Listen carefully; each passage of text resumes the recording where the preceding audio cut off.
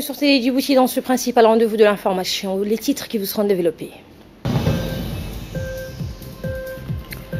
Le chef de l'État est arrivé hier soir à Kigali, au Rwanda, pour prendre part aujourd'hui à la cérémonie de commémoration du 25e anniversaire du génocide. Et Macky Sall a annoncé hier que le Sénégal adoptera un régime présidentiel. Le chef de l'État, Ismaël Omar Guelleh, est arrivé hier soir, samedi, à Kigali, pour prendre part aujourd'hui à l'invitation de son homologue Paul Kagame à la commémoration du 25e anniversaire du génocide de 1994 qui a fait plus de 800 000 morts, victimes principalement des Tutsis. Le président Guelleh participe à l'instant même où le président rwandais prononce son discours lors de cette cérémonie de commémoration présidée par le président rwandais au mémorial de Gisozi à Kigali. Outre sa participation à cette cérémonie solennelle, Ismaël Omar Guelleh aura des entretiens bilatéraux avec son homologue rwandais Paul Kagame ainsi que plusieurs autres responsables.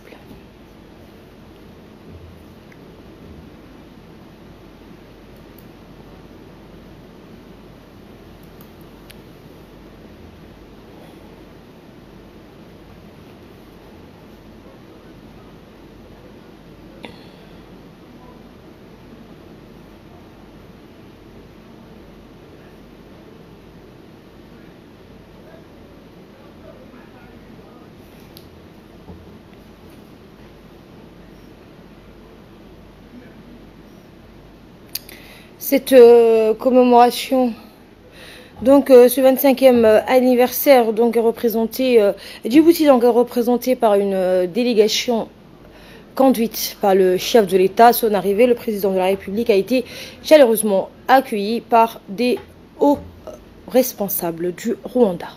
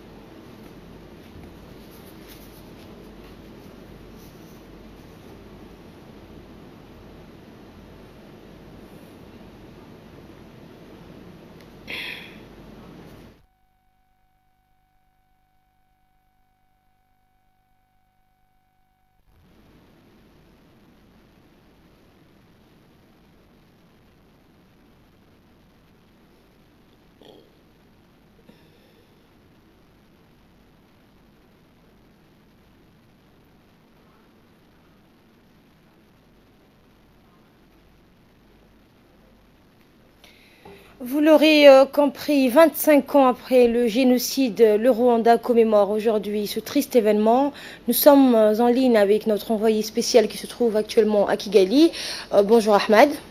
Comment se déroule cet événement où Djibouti est représenté par une délégation conduite par le président de la République? Alors merci Asma. Effectivement, le président de la République, comme tu l'as bien dit, est arrivé hier soir. Il a été accueilli par le Premier ministre rwandais, un premier tête-à-tête à l'aéroport. Et ce matin, aux premières heures de la journée, le président de la République, aux côtés de ses pairs africains et des personnalités africaines, dont de nombreux présidents africains, a pris part à la cérémonie de dépôt de gerbes au Memorial Center of Kigali, en hommage aux millions de victimes qu'a fait ce génocide en 1994. Alors, juste après le dépôt de gerbes, le président de la République est venu ici au Kigali Conference Center pour prendre part à la conférence d'une commémoration exceptionnelle, notamment de ce qui s'est passé il y a un quart de siècle de cela, a été projeté et organisé par les Rwandais ici à l'occasion de la commémoration de ce 25e anniversaire donc qui a rappelé donc à tous les Rwandais et rescapé surtout la douleur des familles qu'ils ont ressenti donc à l'époque. Le président de la République a également prononcé un important discours durant cette cérémonie. Il est revenu sur les relations d'amitié et de coopération entre le Rwanda. Il a également félicité les Rwandais pour leur travail, leur abnégation et leur courage post-génocide pour développer le pays et oublier donc ce sinistre souvenir qu'est le génocide. Et à présent donc les chefs d'État et de gouvernement qui ont pris part à cette cérémonie sont réunis donc en aparté et vont déjeuner, et dans l'après-midi le président de la République va quitter Kigali pour la capitale Djibouti. Merci Ahmed, c'était notre envoyé spécial depuis Kigali pour les survivants. Hein. La commémoration du génocide reste une épreuve bouleversante qui fait ressurgir les images des tueries ayant coûté la vie entre avril et juillet 1994 à au moins 800 000 morts selon l'ONU, essentiellement donc au sein de la minorité Tutsi. Merci Ahmed Hamad, donc c'était notre envoyé spécial depuis Kigali. Et juste avant de prendre part donc à cette commémoration, le président de la République avait pris part à Amman, donc en Jordanie, aux travaux du Forum économique mondial sur le Moyen-Orient et du Nord. Outre le président djiboutien, plusieurs dizaines d'autres chefs d'État et de gouvernement, ainsi que de très nombreux responsables et éminentes personnalités issues d'institutions internationales, continentales, régionales et sociétés civiles ont pris part donc aux travaux de ce Forum économique mondial qui a eu lieu en Jordanie. Il s'agit d'une édition délocalisée du célèbre forum intervenant une fois par an à Davos, en Suisse, et dont l'ordre du jour était dédié donc à la création d'un environnement plus favorable à la réalisation des richesses et d'emplois au Moyen-Orient et en Afrique du Nord. Ce qui est poursuivi donc à travers ce sommet du Forum économique mondial, c'est d'œuvrer à l'instauration de clichés autres que le chaos, les conflits et les guerres civiles qui viennent automatiquement à l'esprit au sujet de cette vaste région connue sous le diminutif MENA, le Moyen-Orient et l'Afrique du Nord. C'est pourquoi ce sommet allie sa visée immédiate à un double objectif, celui d'abord d'insuffler auprès de tous les protagonistes des problématiques de la région de MENA une adhésion générale au renforcement de la paix, de la stabilité dans cette partie du monde. Il s'agit là d'un premier consensus que le sommet s'efforça de réaliser, notamment à travers la présence nombreuse des dirigeants issus de cette région et des représentants des plus grandes puissances de la planète. La présence donc à ce sommet d'organisations telles que l'Union européenne, la Ligue arabe et l'Union africaine participe aussi d'une volonté visant à mettre les protagonistes des différentes crises sévissant au Moyen-Orient et en Afrique du Nord devant leurs responsabilités. Et quant au second objectif du Forum économique mondial d'Amman, dans la Jordanie, c'est d'offrir une tribune de fond à la réalisation d'un inventaire précis et détaillé des dispositions de cette région quant à sa capacité à faire face aux aspirations les plus légitimes de ces peuples. Dans ce volet, il est surtout question de différents leviers que la région du Moyen-Orient et d'Afrique peut activer en vue d'améliorer le domaine de la création d'emplois, l'intégration économique régionale et l'atténuation des flux migratoires, particulièrement très répandus en son sein. Par-delà, la réalisation donc d'une plus grande viabilité intrinsèque de la région de la MENA, ce qui est négocié en sourdine par la communauté internationale à travers ce forum économique mondial. C'est le renforcement donc du niveau de stabilité de cette partie stratégique. Et on le rappelle qu'une importante délégation comprenant le ministre des Affaires étrangères, Mohamed Ali Youssef, le ministre de l'économie et des finances, Ilyas Moussa Douali, a accompagné donc le chef de l'État dans le cadre de ce déplacement en Jordanie. Et rappelons que le chef de l'État participe aujourd'hui à l'anniversaire, aux commémorations donc du 25e anniversaire du génocide rwandais. Et en marge donc du forum économique qui s'est ouvert en Jordanie, le président de la République, Ismaël Omar Guelleh, a rencontré le roi de la Jordanie, son Altesse Abdallah II. Les discussions au cours de cette rencontre ont porté sur les relations personnelles cordiales et les échanges réguliers sur de nombreux sujets. En revenant avec ce discours du chef de l'État lors de ce forum.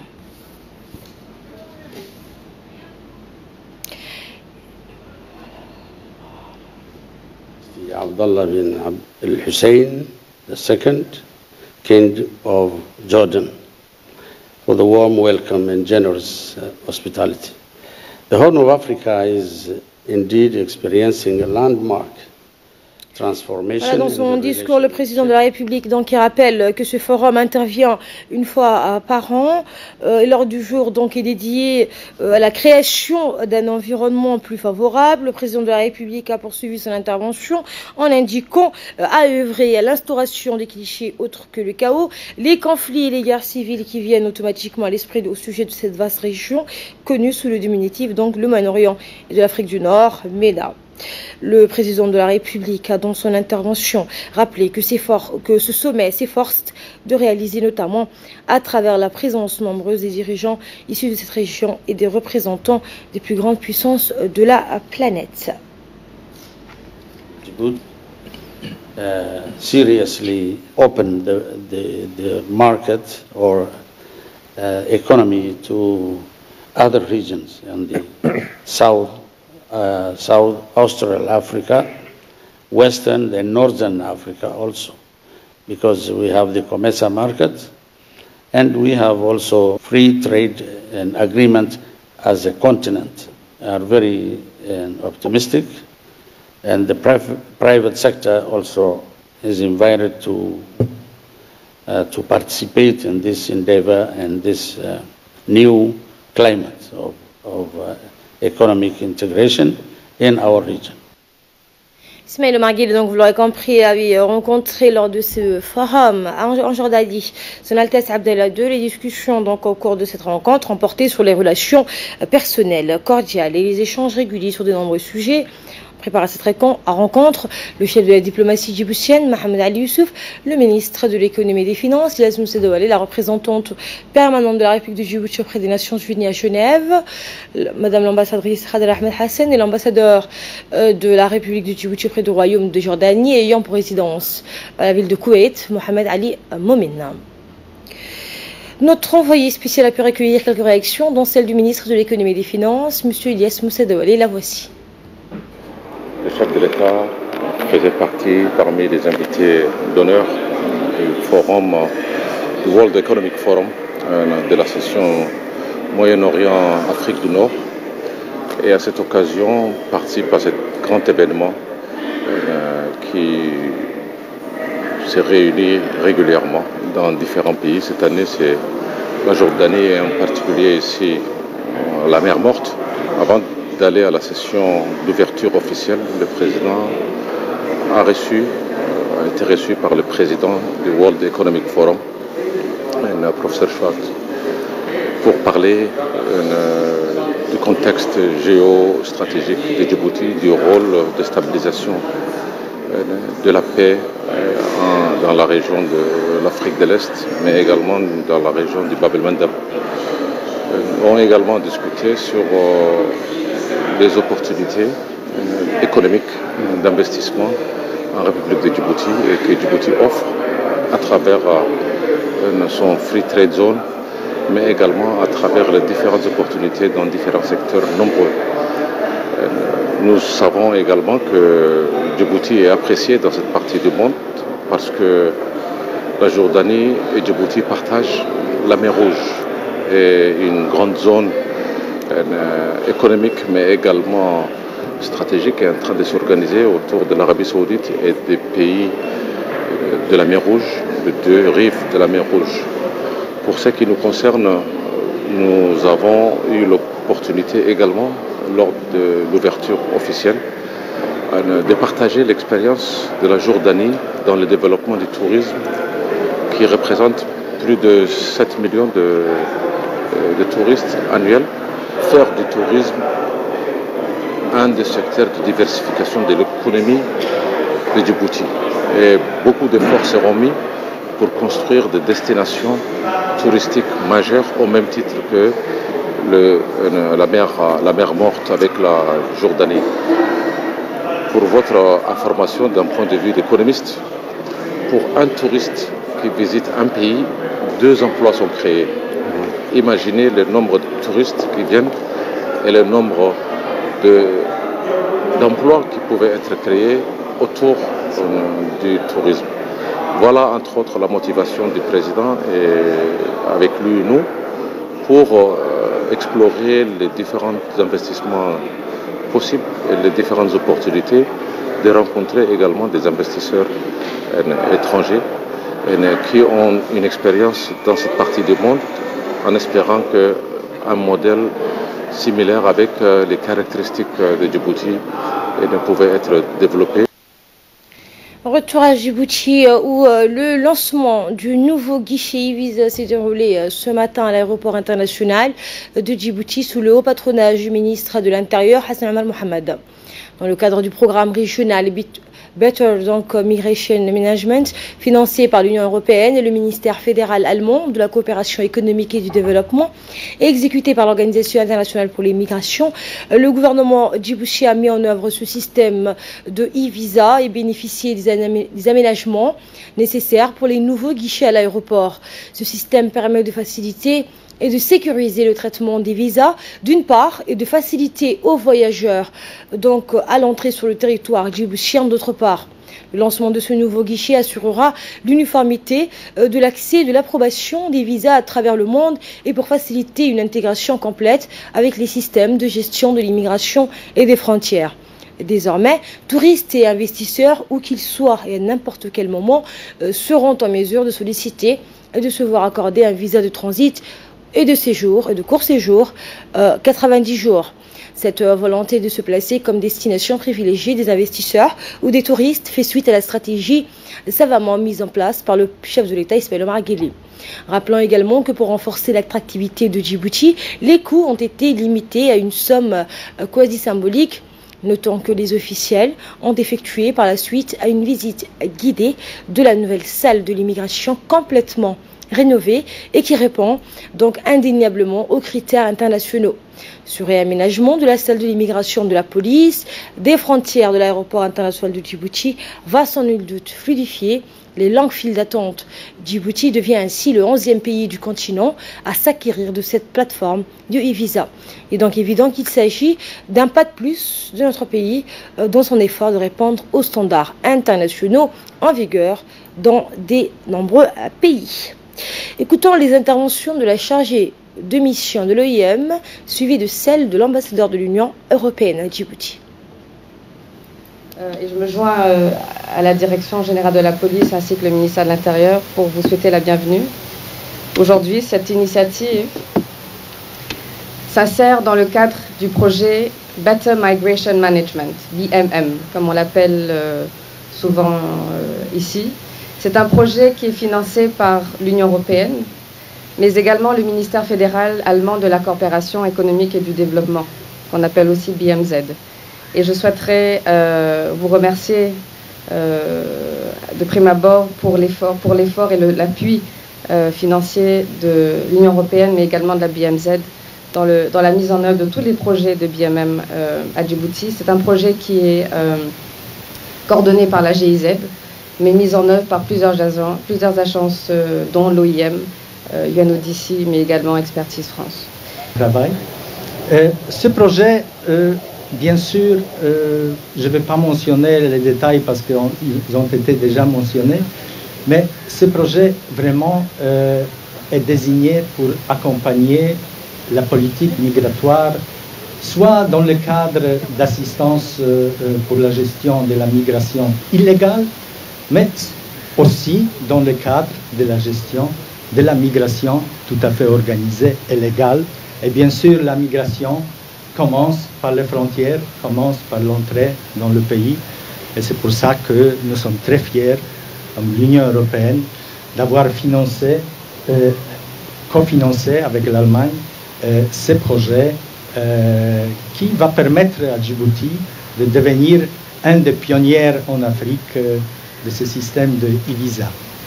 C'était l'appel à la prière. Bienvenue si vous nous rejoignez. Nous étions donc à cette cérémonie de lancement d'un système qui permet de faciliter et de sécuriser les traitements des visas d'une part et de faciliter aux voyageurs l'entrée sur le territoire djiboutien d'autre part. Un reménagement de la salle de l'immigration de la police des frontières de l'aéroport international de Djibouti. Donc, va sans nul doute, vous l'aurez compris, fluidifier les longues files d'attente. Suivant les mots du directeur général de la police nationale, le colonel Abdellah Abdi Farah. Ce visa électronique remplacera progressivement les vignettes de visa d'entrée autocollantes actuellement en usage aux différents postes de contrôle de circulation transfrontalière du service de l'immigration de Djibouti. Désormais, les personnes désireuses de venir à Djibouti pour divers motifs d'ordre touristique, professionnel et familial peuvent postuler leur demande en ligne par voie électronique et obtenir dans moins de 112 heures par la direction de l'immigration un récépissé attestant leur autorisation d'accès en République de Djibouti après contrôle et vérification des documents nécessaires pour leur admission en République de Djibouti en s'acquittant bien évidemment le frais de visa également en ligne. La mise en place de ce type de visa d'entrée en ligne mettra fin à la lourdeur de procédures administratives et la personne peut demander en ligne et obtenir le visa d'entrée en produisant toutes les pièces justificatives après contrôle de ces pièces par l'autorité de l'immigration en charge de la délivrance de cette autorisation. Ainsi, la République de Djibouti, qui présente des atouts naturels considérables, comme cela a été bien précisé et signalé par son Excellence, Monsieur le Président de la République, vise à un retombée économique dans le domaine touristique et des affaires commerciales en attirant plus des investisseurs étrangers et des touristes.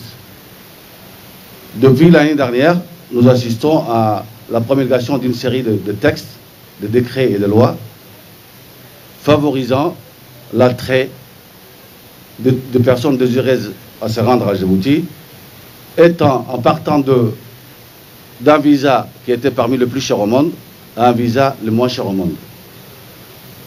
Et c'est dans ce cadre que s'inscrit également la mise en place de cette plateforme d'obtention de visas en ligne. Les réalisations de ce projet est en plus s'inscrit dans la modernisation de ces différents services de l'institution policière et en particulier de la direction de l'immigration. Cette cérémonie donc de lancement du nouveau guichet e-visa s'est déroulée ce matin à l'aéroport international de Djibouti. C'était sous le patronage du ministre de l'Intérieur, Hassan Omar Mohamed, que je propose de l'écouter. C'est un grand plaisir pour moi de déclarer officiellement que la République de Djibouti a mis en place une plateforme pour l'obtention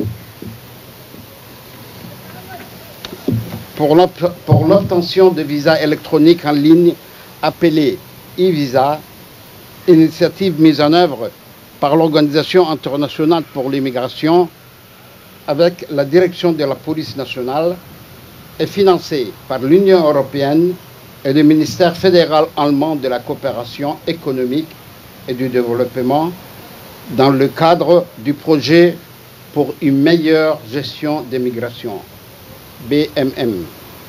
Mesdames, Messieurs, permettez-moi de prime abord de souligner les grands objectifs de ce projet BMM dont la phase 1 prend fin en juin 2019.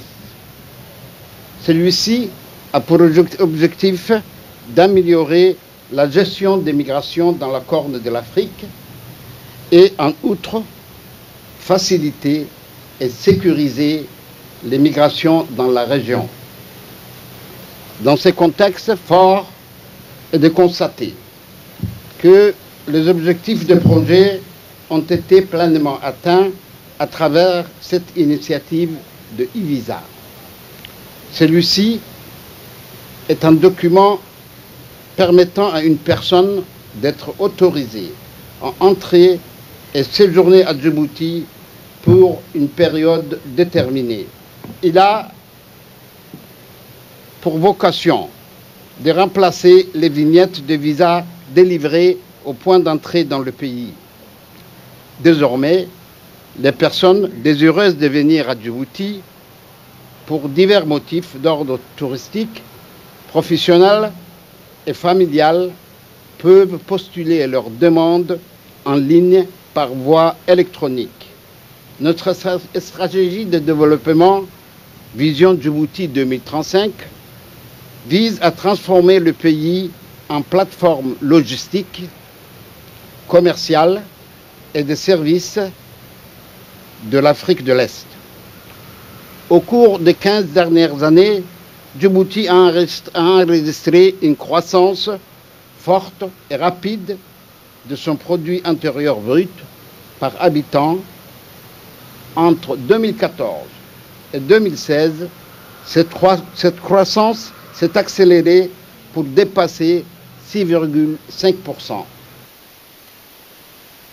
Dans le reste de l'actualité, le secrétaire exécutif chargé de la réforme de l'administration, le secrétariat exécutif donc chargé de la réforme de l'administration SECRA a organisé ce matin un atelier sur l'introduction de la déclaration des services aux citoyens au siège de la préfecture de Djibouti.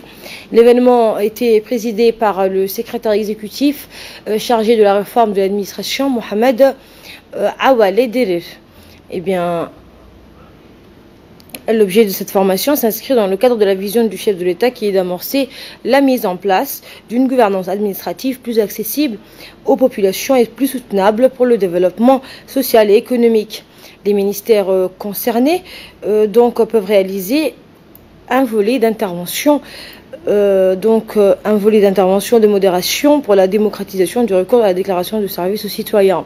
Et ce, donc, en vue d'améliorer les services offerts à la population. Le gouvernement, donc, a pris certaines mesures pour surmonter les enjeux en enclenchant le processus de démocratisation de la déclaration des services aux citoyens qui pourrait être un bon moyen pour mettre en évidence les efforts du gouvernement visant à répondre aux attentes des citoyens et à développer chez les agents de l'administration une culture orientée sur la qualité de service. Dans son mot, le secrétaire exécutif chargé de la réforme de l'administration, Mohamed Awale, a déclaré que le processus tentant à généraliser l'adoption de la déclaration des services aux citoyens est une mission très importante. Pour que cette mission soit une réussite, a-t-il dit, il faut qu'on y ait des efforts considérables dans l'implication des autorités politiques pour rendre effective l'appropriation de la déclaration des services aux citoyens chez les structures administratives. Eh bien, c'est ce qu'a martelé donc Mohamed Awale Derir, le secrétaire exécutif chargé de la réforme de l'administration, avec insistance. Je vous le disais en titre, le président Macky Sall a annoncé hier que le Sénégal adoptera un régime présidentiel en supprimant la fonction de Premier ministre. Le chef de l'État aura une prise directe sur les politiques publiques. 4 jours après le début de son second mandat, le président Macky Sall a décidé hier d'entamer une réforme des institutions du Sénégal et de supprimer la fonction de Premier ministre pour établir un régime de type présidentiel.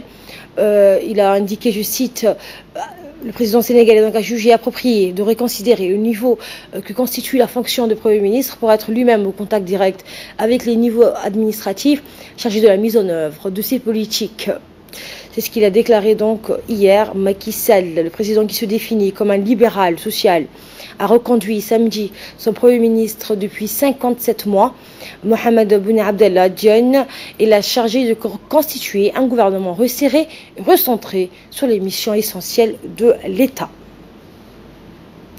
Boeing a annoncé vendredi qu'il réduisait de près de 20% la production de son avion 737 MAX, dont la sécurité est mise en cause après 2 accidents dans des circonstances similaires qui ont fait 346 morts à quelques mois d'intervalle.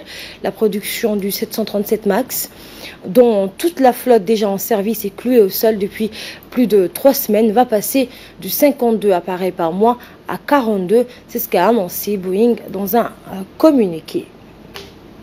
C'est la fin de ce journal. Merci à vous de l'avoir suivi. Très bon après-midi à toutes et à tous sur Télé Djibouti.